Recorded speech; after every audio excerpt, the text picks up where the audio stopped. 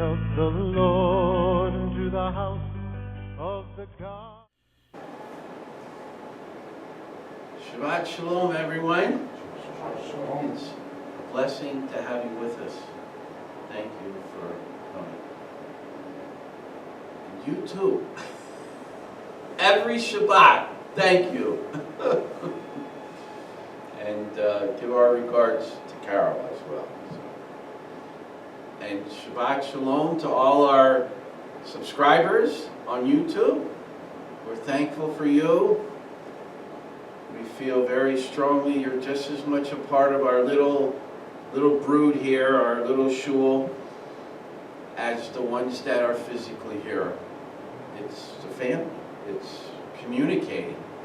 The essence of us and the essence of you. I pray there's a connection. I think there is. I feel close and friendly with you. Feel free to come visit us anytime at Beit Torah in Schnecksville, Pennsylvania. It's a small group, but we love it. We love it. We really do. We're interested in circumcised hearts. People who are truly given to seek the Lord in spirit and in truth. Not this woo spirit stuff, but I mean we are spirit. This is our tent where God has clothed us with human flesh in a corporeal, physical world. And there's an intersection between the heavenly, the spiritual realm, and the physical realm. And we're it. When you think about it, we're spirit, but we're also flesh, physical, concrete. There's something to be said there. There's more to us than we realize. So, the Parashah for today is Vayetze, which is he went out. Who went out? Well, Jacob, Yaakov. And where did he go out from? He went out from Beersheba, which was where his father Yitzchak resided. And if you remember last Shabbat, or the Shabbat before, where we talked about and saw how Yitzchak moved. I forget where the place he was at, but he had to move, and he moved to Beersheba. So here we are. Yaakov left Beersheba and traveled towards Haran. Now Haran is north and east of Beersheba on the map in the Middle East. As the sun set, he stayed in a certain place. It doesn't tell us what that place was, but we just know that's where he camped out overnight.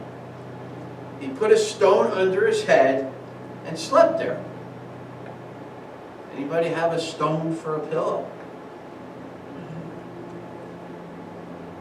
If you do, what's the name of that miracle pillow that's supposed to be so good?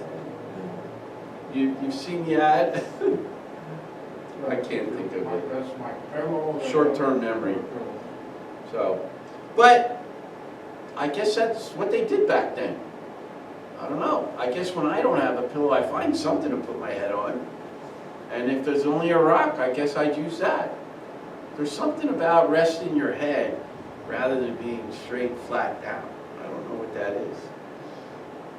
But he dreamt. And in his dream, he saw a ladder resting on the ground, reaching to the heavens. And the angels of Yehovah were going up and down in it. And suddenly Yehovah was standing there next to Yaakov. The question is, who was that? Was it Yehovah? He is spirit. He's not corporeal. Who was that image of Yehovah that was standing next to him in the physical realm? So, what do we see transacting here? the ladder go? From the earth to the heavens. From the concrete world to the spiritual world. What was coming up and down the ladder? Angels. They're not physical. They can be, but fundamentally, they're heavenly beings. So as we say, as in heaven, so on the earth. What we're doing here today on Shabbat is a mirror of what's going on in heaven. Do you believe that? Think about it. This is still Yehovah's day of rest. And he sure is resting on the seventh day because he ordained it and set it in motion. And in our liturgy we say that it'll be for all time, for generations to generations, forever. So I don't think he's taking a break, in this millennium. He's still resting on the seventh day. How can we say that? Because he won't violate his own way. That's who he is. He set the example for us. Does he need to rest? No. But he's a father. And we're seeing how he wants us to walk by him setting the example. And so, suddenly, Yehovah was standing there next to him, the God of Avraham and Yitzchak. The land of the ground you're on, he said, I will give to you and your descendants. Funny thing to be, awakened and seeing all this glory. And then the creator of the universe says, oh, I just thought I'd stop by and let you know I'm going to give you this land. Okay? This is going to be yours and your descendants. Pretty interesting. You see, Yehovah begins in this place to prophesy over Jacob's life and days. Think about it. You see, God is always looking forward into the future with each one of us. We are always looking back to understand what God's doing. And it thrusts us forward to step out in faith in what he prophesies or tells us where he's leading us.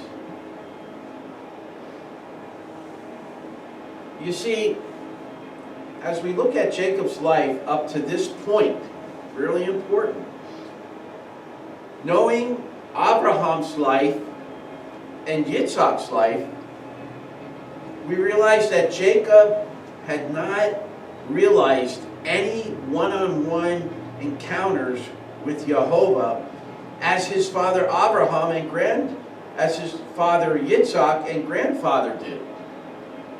He had it's like he grew up with these great patriarchs, the fathers of the knowledge of God. So what do? You grow up in a Jewish home, you do as your parents did. Wherever you were raised. If you were raised as a Christian, you go to church, that's what you do. And you grow up in their shadow.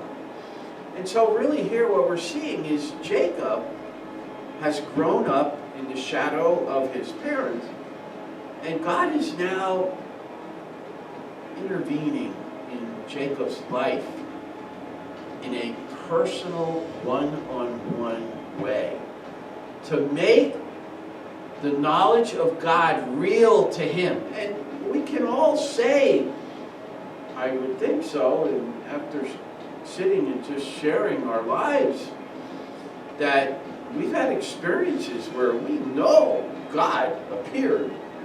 Whether it was in a physical way, whether it was in a vision or a dream or a still small voice or an experience that we just knew that this was emanating from the Creator, our Father, the Creator of all things. You see, he had the knowledge of God, but what was the extent of his personal relationship? Did he believe? Heard a lot from his father Avraham and Yitzchak, but what was the extent to what he believed? And we're going to find that out when we get further along. He continues his journey to Haran. He wakes up. Driving, as he was going along, driving at a well where various herdsmen routinely gather to water their flocks, is where he ends up. And there he asks, "Do you know Laban?" And they knew him. And he let them know, "Well, I'm the son of Rivka, his daughter. Tell him that I'm here."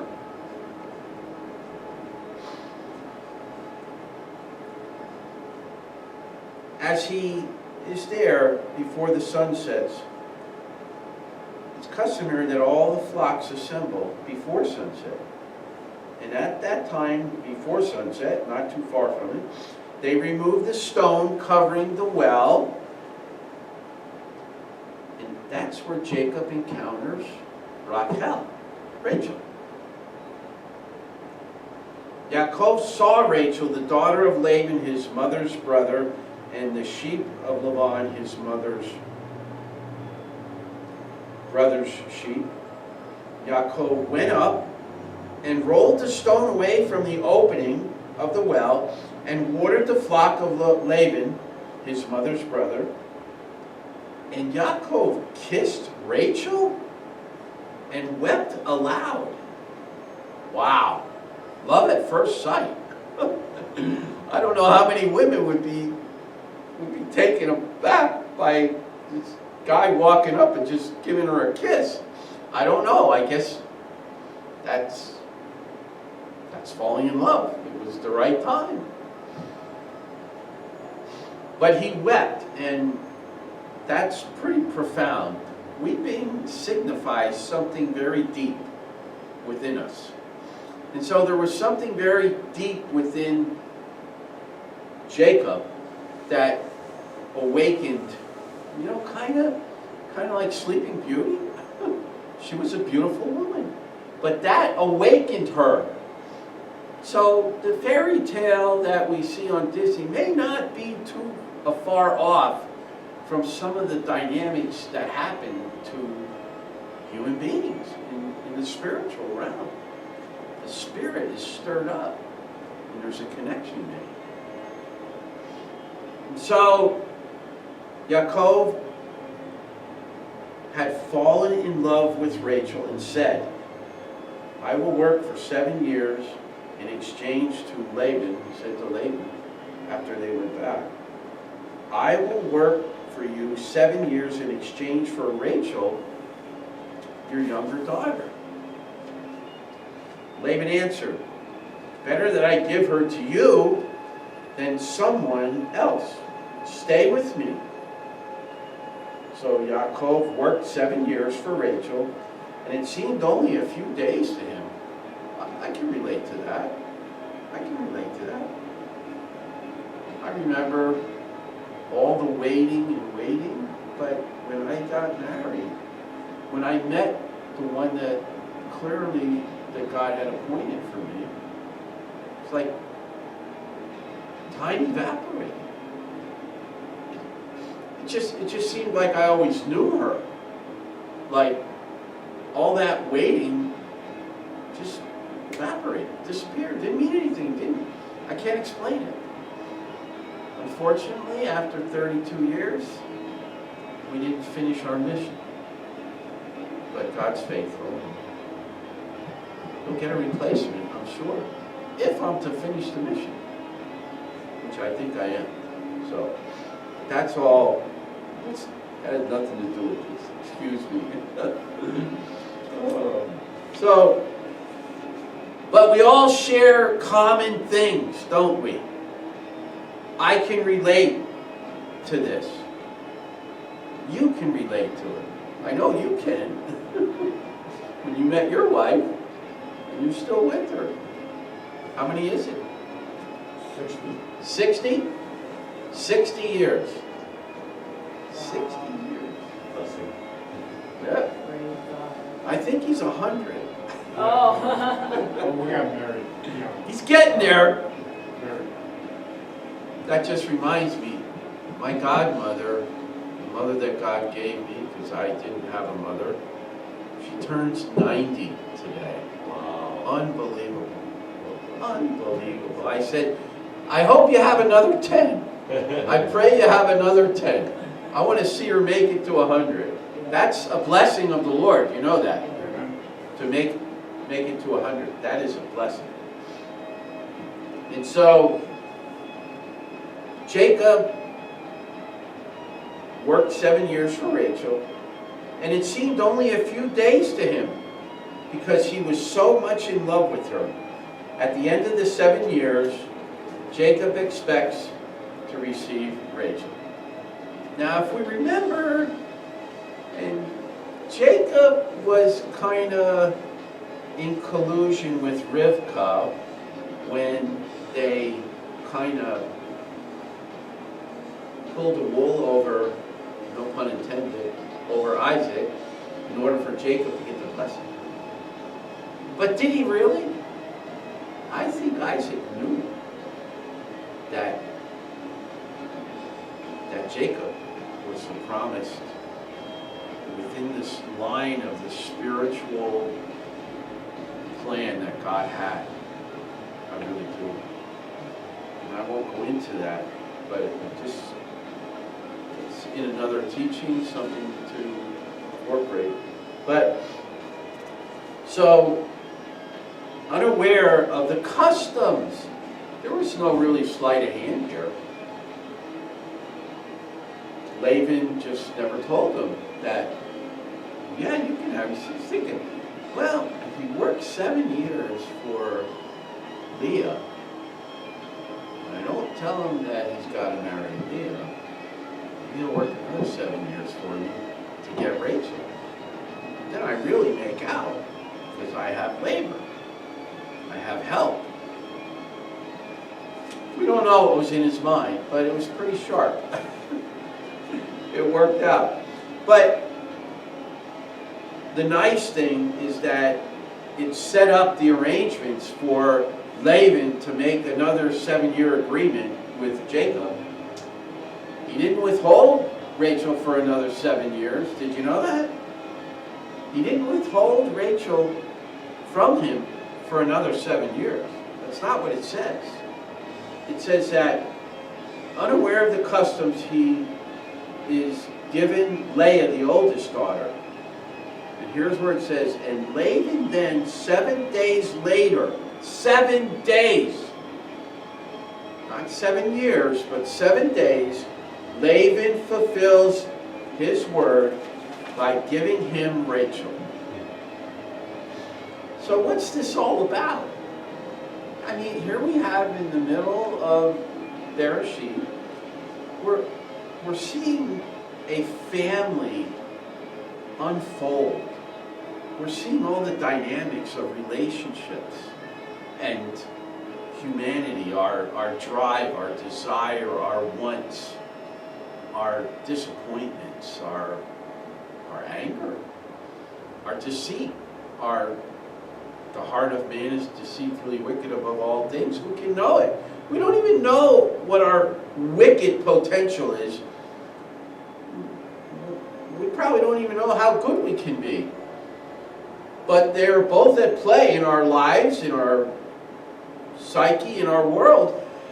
And that's where, when we get to next week's Parashah, we basically see Jacob doing what? Wrestling with God. That's where it's at. And so, what we're really seeing here today in this Parashah is the journey of our lives. God's given us an example of the journey of people, of brothers and sisters and husbands and wives and people's desires. The battle that we face, the struggles that begin between Leah and Rachel, the competition over Jacob, the love for Jacob, the mitzvah of the loved and the unloved wife from Devarim 21:15-17. Isn't that interesting? We're seeing happening a mitzvah right before us. The mitzvah of the loved and unloved wife. It says it in the scripture that Leah was the unloved wife. And what else is God doing here? We're seeing God intimately involved in the weaving, in the constructing, and the forming, and the development of His plan for the Messiah and His plan for each of their lives. No different than if we take a moment and pause and look back at our own lives. You're here for a reason today. You're listening today for a reason, or maybe another day along the way if you come across it on YouTube. But it's no coincidence. And the message is that God is intimately involved in everyone's life, good and bad. Think about it. Do you know why? Because it's His world. It's His creation. And He is restoring it. And guess what? Some people want to be restored. Some people don't. Some people are angry at a father, a mother, a sister, a brother, a friend. And they don't want to forgive. Well, that's really, at the end of the day, the only person that you're really violating is God Himself. Because He makes clear to us, if you want to be forgiven, you got to be forgiven. You got to forgive. There's a synchronicity there. Forgive us as we forgive those who've done us wrong. It's a reciprocal dynamic that it's the only way to be free in your heart. It's the only way. But you see, also God is assembling the 12 tribes here. I mean, Jacob really made out 4 wives. Now back then, that was permissible. That was acceptable. And if you look in the Torah, what does God say to the king? Shouldn't have more than what? 4 wives. 4, I guess, concubines or whatever. But 4's kind of the number. But you're responsible to take care. The man is responsible to take care of every one of them. Now, that was then. Our culture today, I don't want to give anybody any ideas. This is a cultural statement that was probably 4,000 years ago, or 3,700 years ago. So, this is all a part of God weaving and forming His plan through which He's going to restore the world. And restore you and you and you. You see, this isn't about us. We've been terribly damaged. And God is the warrior. God is the Father that's coming after and seeking out those that belong to Him, that are His. And He's bringing us back. When we do the H Chaim, what do we say? Bring us back to you, O Lord. Bring us back and we will come. Are you coming? Are you coming? Really important. Are you coming? Maybe you really don't know what you're missing. The only way to find out is to come before the Lord and say, I've had enough. I'm ready to return. Show me the way. Show me the way. But again, this is about God intimately working in the lives of a family with a plan for His world and the world at large, through which He's going to bless the world, because these are descendants of Avraham. God said, the world will be blessed by you. All nations. How about that? God let us know that that's why He's so involved. And some people say, where's God? Open your eyes. Read the Torah. It's all right here. It's clear as day. You see, He's assembling the 12 tribes in the struggle of human desire, jealousy, dysfunction. In the last half of chapter 29 and chapter 30, he illustrates this. And I'm not going to get into all the nuances and the details. That's for another sermon. But, you see, God, this is what we need to take from this and understand and apply to our own lives. God, Yehovah, is intimately involved in shaping the lives of this family. Predicated upon what? Why is He doing it? Because of His covenant with Avraham. If God made a promise to Avraham that all the nations of the world will be blessed through you,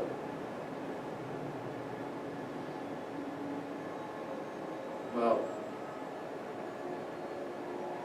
what was it that is going to bless the world?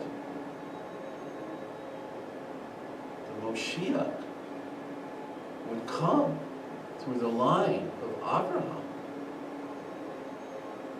The saving grace, the reconciliation of the whole world to Yehovah would come through the loins and the descendants of Avraham, Yitzchak, and Yaakov. And if you remember, in previous Parashahs, God was very specific to say, I'm doing this because I know that Avraham will teach his children to keep my ways. And translated, that means to guard them, to protect them, to see that they don't pass away from within the constructs of his family and descendants, not get diluted. Well, as Jews, here we are. Do we still have God's ways written down and available to the nations, to the world? Have they been diluted? Some places. Have they been removed? In some places. But to those who were charged with keeping it, protecting it, guarding it, it's very much alive. It's very much existing in our world. And it has gone to the nations. The whole Christian world is so intimately connected to the work of Yeshua and his sacrificial work of atoning us. No more bulls and goats. The transition took place.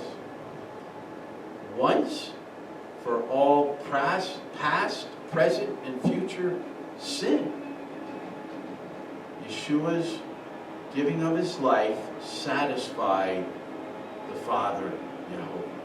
A price was paid. There's a principle in the Torah, life for life. You see, resident in every one of us, the life that's resident in us, it's God.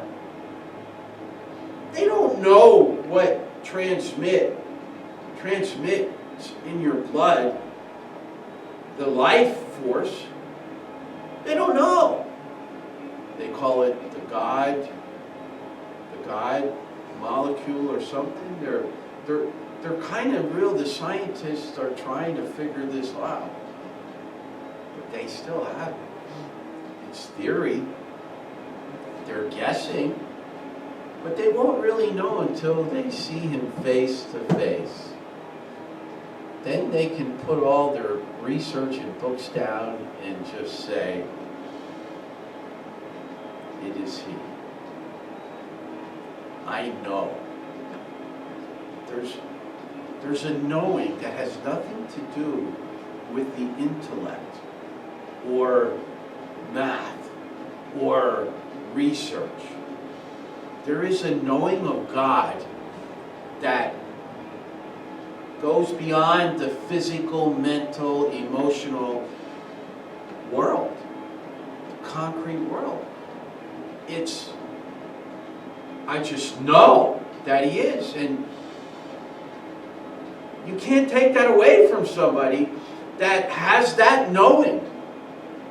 That which is abstract has become so concrete within their essence as who they are, that's what will carry them through until Yeshua returns and we become like him.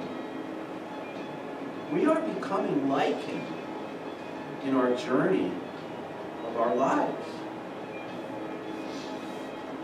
And so now, not to bore you or to drag things out, I'm going to start the Parashah. Okay? That was just a quick summary, just a quick review. So I don't get into all the details of Rachel and Leah and Bilhah and Zilpah and all the, when they came, what their names were, the tribe. I think there's something really more important here for all of us that is fundamental to our walk and our relationship with the Lord. I'll go back to verse 10. Just let me read it. Yaakov went out from Beersheba and traveled toward Haran. He came to a certain place and stayed the night there, because the sun had set. He took a stone from the place, put it under his head, and lay down there to sleep. Verse 12. He dreamt that there before him was a ladder resting on the ground, with its top reaching to heaven. And the angels of Yehovah were going up and down on it. Then suddenly Yehovah was standing there next to him, and he said, I am Yehovah, the God of Avraham, your grandfather, and the God of Yitzchak. Well, let me ask you a question. God transcends our world. He's transcended your world, my world. God just showed up when I was 4 years old and transcended my world. And numerous times throughout my 66, 67 years. He transcends it. He just shows up. As above, so below. The tabernacle made in the wilderness, basically, God said to Moshe, as above, so below. And so, what's interesting here is God is introducing himself to Jacob, saying, there's a relationship here between me, who is spirit, and you, who is corporeal, concrete. And I'm here. I'm revealing myself to you. Does that with all of us. We hear a still small voice. All of a sudden we're like, wow, that's more than just a voice. Eric, who was here for like a year and a half, and I'm sure he'll come visit us periodically. He's on another path that God has taken him. But he was an atheist. Totally disassociated with religion and God and everything. He was out walking, which he would go on long walks just to exercise. And one day, he just heard a voice. He said, Eric, it's me. And he was startled, and he said, what do you mean it's me? He says, yeah, you know me. We used to talk when you were a little boy. And then it all came back to him, and he connected, because he recognized the voice, the still small voice. God transcends our physical world and reveals himself to us. And so suddenly he was standing there next to him and said, I am Adonai, the God of Avraham, your grandfather, and the God of Yitzchak. Now, God, how is it that he could do that? God doesn't have a body. He's invisible. He's everywhere. Well, if you're open to the Gospels and Epistles, what did Paul say? Yeshua is the visible image of the invisible God. He always existed. He's always been with the Father. And when the time was right for him to be revealed in the physical world, he surrendered himself, laid down his place in the heavenlies, his power, his authority, and became a man in a fertilized fetus, in a fertilized egg, in a virgin woman. Now, if God can create human beings, he certainly, as is Adam has the DNA and genetics of God, so must Yeshua. Because the first Adam failed. The second Adam, which is Yeshua, will be perfect, will fulfill all that Yehovah has asked him to do. And so here we see what I believe. This is my belief, my drash. Not everybody believes that. Most of Judaism does not believe that. That's not how they see it, and that's okay. But I believe the heavenly manifestation of Yeshua as the visible image of the invisible God, not the corporeal one that was the man, human, and divine. That had not come yet. And so we see that God is reaching out, and God is a God of relationship. And so how appropriate when he tells us the mitzvot, the two most important are to love the Lord your God with all your heart, soul, and might, and love your neighbor as yourself. That's where it all comes together. Now, the how-to of that is expounded on in the 613 mitzvot and the 1,053 in the Gospels and Epistles. and understanding how they work in our lives. You know, if you're going to be a carpenter, you got to learn all the details of it in order to be a master carpenter. If we're going to be like him, we've got to study his ways, and his ways are illustrated in the mitzvot and in the Gospels and Epistles as Yeshua and Paul expound on them. And so, as I said earlier,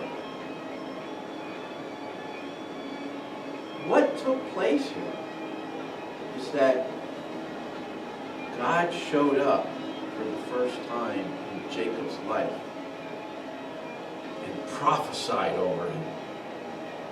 Do you see that? Do you see that God literally prophesied over Jacob? This is what he said. The land on which you are lying, I will give to you and your descendants. That's in the future. He didn't give it. He didn't say, I'm giving it to you right now. He said, I will give to you and your descendants. I will. Future tense. Your descendants, which you didn't have any at that point, will be as numerous as the grains of dust on the earth. Future tense. You will expand to the west, to the east, to the north, and to the south. That's future. By you and your descendants, all the families of the earth will be blessed. Can we see that that has come to pass? In Yeshua, the descendant of Avraham, Yitzchak, and Yaakov. Look, he says, I'm with you.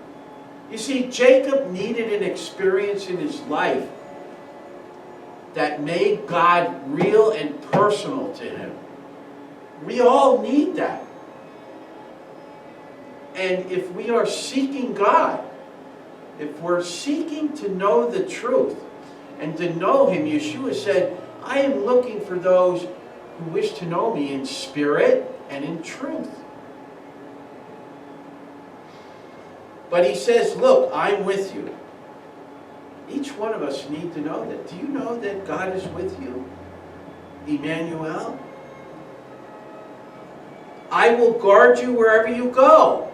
Do you know that Yehovah will guard you wherever you go? And why do I say that? Because there's no distinction between Jew and Gentile, according to Paul.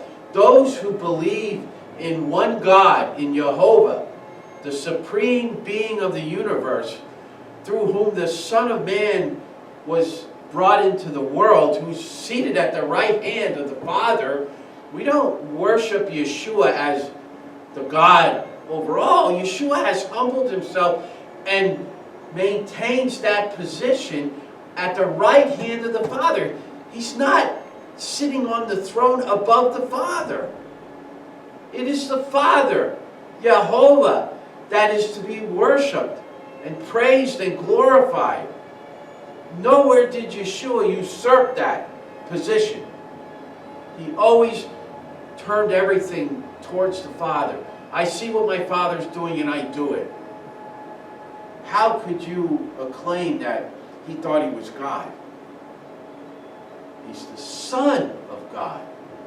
Big difference. My son is not me. Has all my genetics, my DNA, my features in many different aspects. Okay? Visible image of an invisible God. When my son is away from my presence, he's the visible image of me.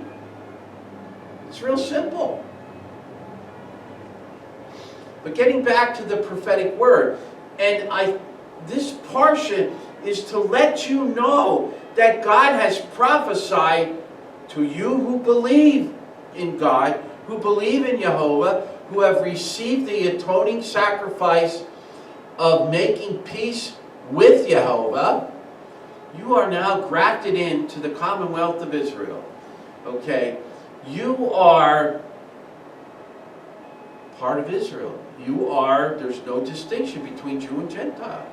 Your heart, hopefully, is circumcised or is being circumcised. Okay? If you become one, you begin to live and act and think as they do. Somebody comes into America, they become an American.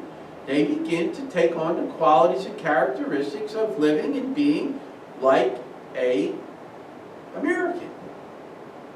There's been a bit of a diversion from that in the last 20, 30 years, but I think we're going to come back around. But he also says, I will bring you back into this land. I'm going to give it to you. You're going to go away. Then you're going to come back, and I'm going to give it to you. Because I won't leave you until I have done what I have promised you. He said the same thing to Avraham. He's saying the same thing to you and me and you. But do you know it? Well, it says here in verse 16, Yaakov awoke from his sleep and said, truly Yehovah is in this place, and I didn't know it. Do you know where God is in your life? Do you know where He is revealing Himself to you and speaking to you? Yaakov got up early in the morning, took the stone he had put out under his head, set it up as a standing stone, poured olive oil on its top, and named the place Beit-El, house of God. But the town had originally been called Luz. Now, just a little side. We have a stone out in front of our shul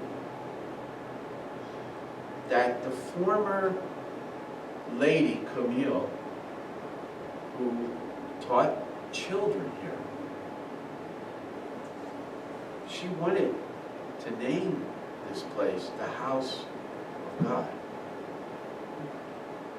It didn't work out, but it really did, because the stone in the garden out front says, house of God.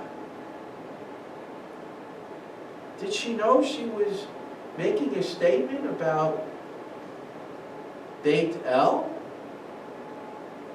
in English? House. This is the house of God. It is also Beit Torah, the house of instruction.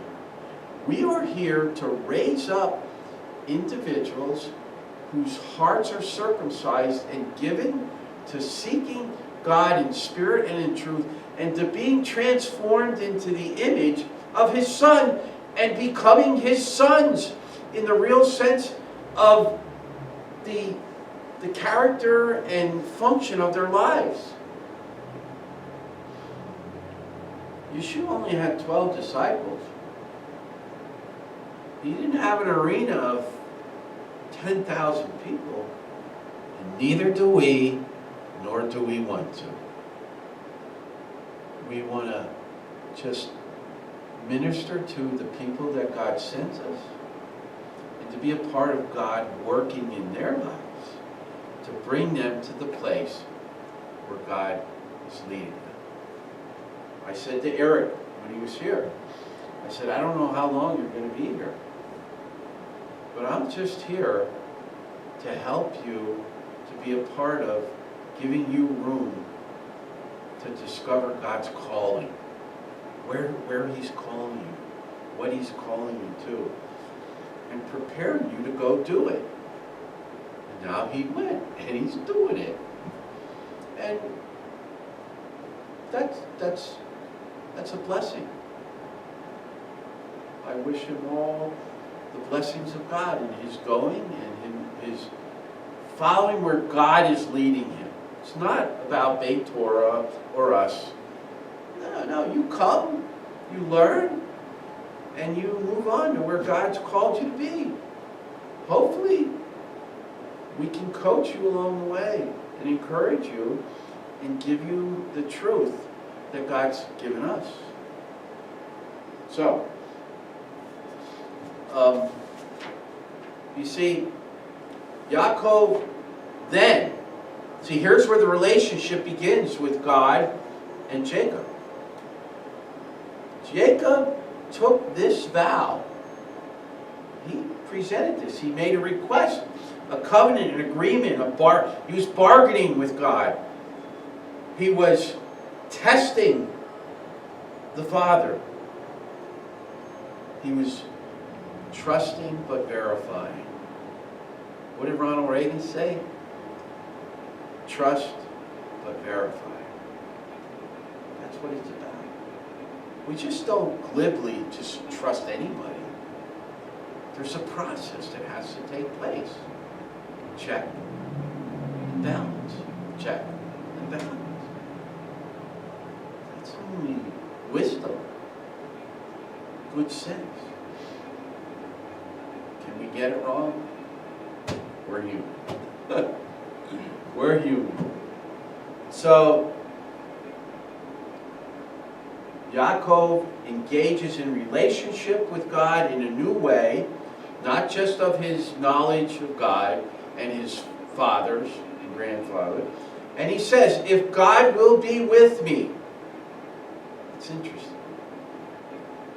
Now, he's saying if, because God said in the prophetic word, I am with you. So he's kind of a little, if God will be with me.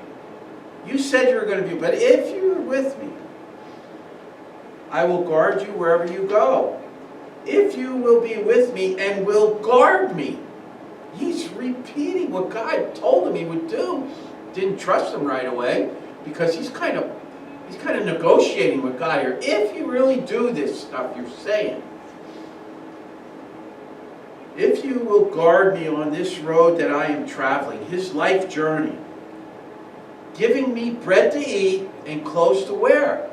What do we find in the Gospels? What Yeshua says. You know, God will always provide your food, your clothing, and your shelter. I've experienced that. I can just say I've had nothing. And whatever you want to do, wherever you want me to go, however you want me to go, with whatever you want me to go. So that I return to my Father's house in peace. Where are we all headed? We're all headed back to returning to our Father's house. So what's the point? What he's saying to Jacob here, he's saying to us, all those who come into the knowledge and understanding of who Yehovah is, who the Son of God is, and is become believers in him and have become one with him. Okay? That's the objective. And then he says, he said, basically, then, so God, if you really do all these things you're saying, then Yehovah, you will be my God. And this stone which I have set up as a standing stone, and that's a whole nother message, what's a standing stone, will be God's house, and of everything you give me, I will faithfully return 1/10 to you. Very interesting. That's where we get the concept of a tenth, of a tithe. Now, the theme that I have been pointing out in the Parashahs that as we go is the thread of what God is saying. And I see it in this portion. And how is that? if God will be with me, verse 20, and will guard me on this road. You know what that word guard is in Hebrew? Shamar. Last week, if you remember, I pointed this out as well. Shamar. The Hebrew verb shamar primarily means to keep, guard, or observe. It conveys the idea of careful attention and protection in the context of the Scriptures. It is often used to describe the act of keeping God's commandments and His mitzvahs. It's the same thing. Guarding one's heart or observing the Sabbath, the Shabbat. There's not just one every 7 days. There's multiple Shabbats throughout the year. That you need to understand. It implies a sense of diligence and responsibility in maintaining what is valuable and sacred. His mitzvot are valuable and sacred. It's who He is. It's His character. It's the essence of who He is. He's sharing that with us. He's inviting us to become like Him. And guess how? He says, my commandments sanctify you.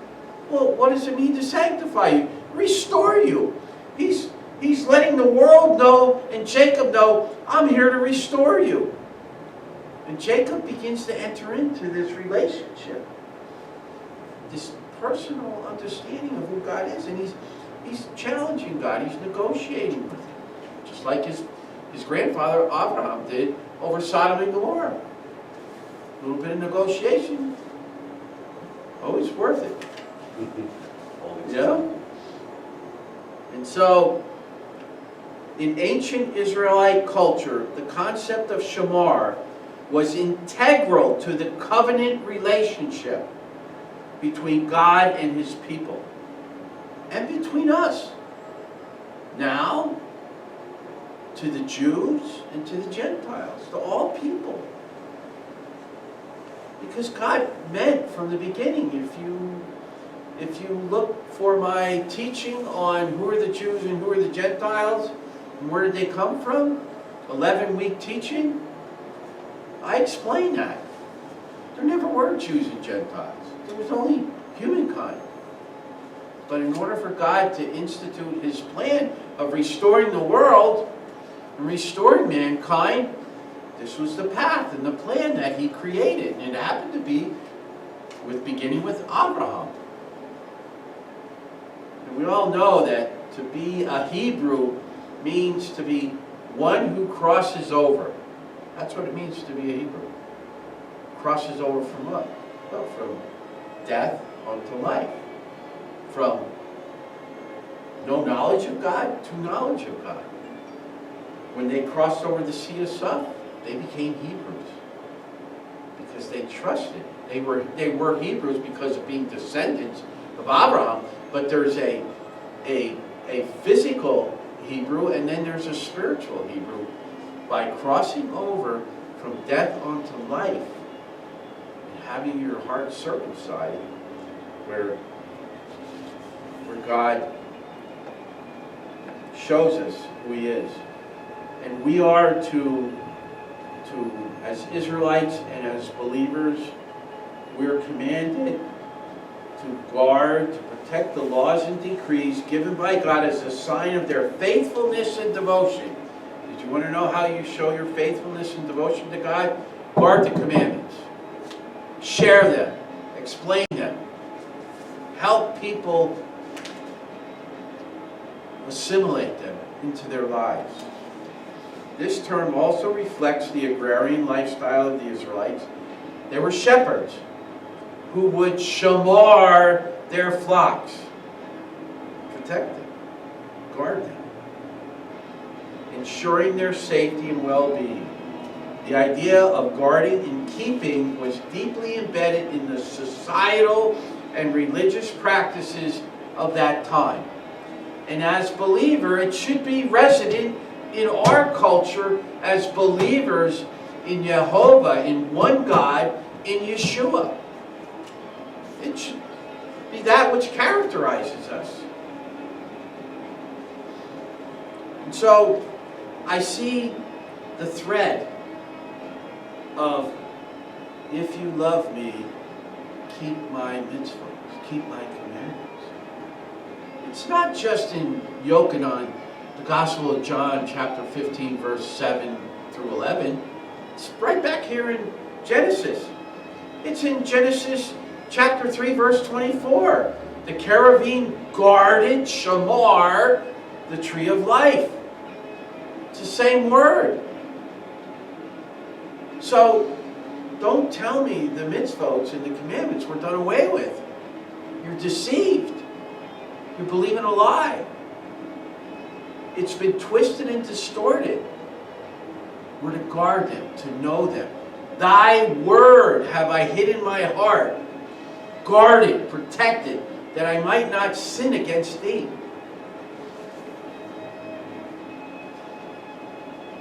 So, let's go back, and as I close, okay, it says that it's a guiding principle that influenced ethical behavior, worship, and community life. The concept of fearing God distinguished the Israelites from surrounding nations, emphasizing a unique relationship with a holy and sovereign deity. So, I just want to quickly refer back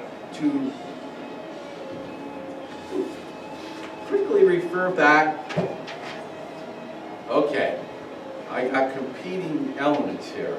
You ready? Okay, I think I got it.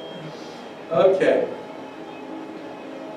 Let's go back to Genesis 15:6, which all of us experienced as Avraham did. Because this is the first step. It's the first step. He, Avraham, believed in Yehovah. You gotta believe. That's the first step. Everything centers around believing. You gotta believe that Yehovah God is, and that He is a rewarder of those who diligently seek Him. We read in the explanation of the Hebrew words, there's a diligence and a sacredness about seeking the Lord and His commandments, His mitzvot.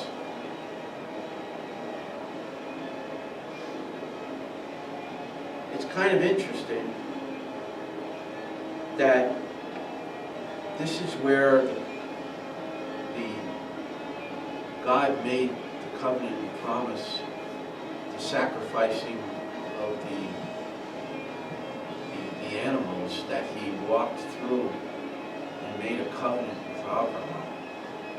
Split in half, God promised that He would do these things for Avraham. Same thing with us. Isn't it interesting that in the Gospels, Yeshua said, but to as many as, in this translation it says, receive Him. Another word is to as many as believe in Him, to them, to those who put their trust in His person and power, He gave the right to become the children of God. So how do we become the children of God? We believe.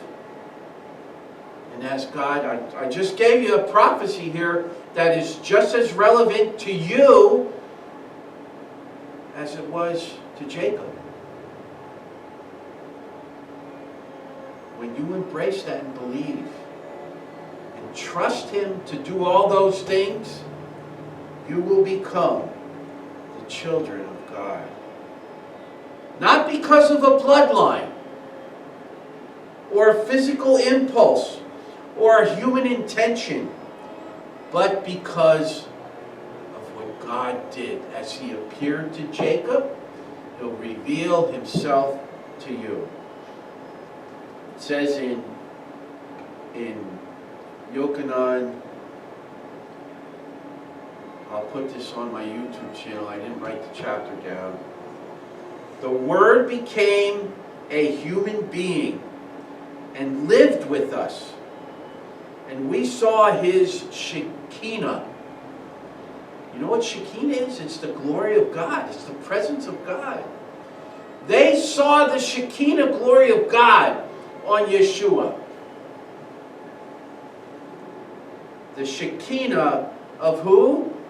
The Father's only Son, full of grace and truth. Baruch Hashem. Thank you. I hope this has been an encouragement to you to trust God in where and what He's leading you in your life. And you are more established than ever before. Bless you. Have a great week. Shavua Tov. Baruch Hashem. Rabbi Moshe from Beit Torah, bless you. Thank you.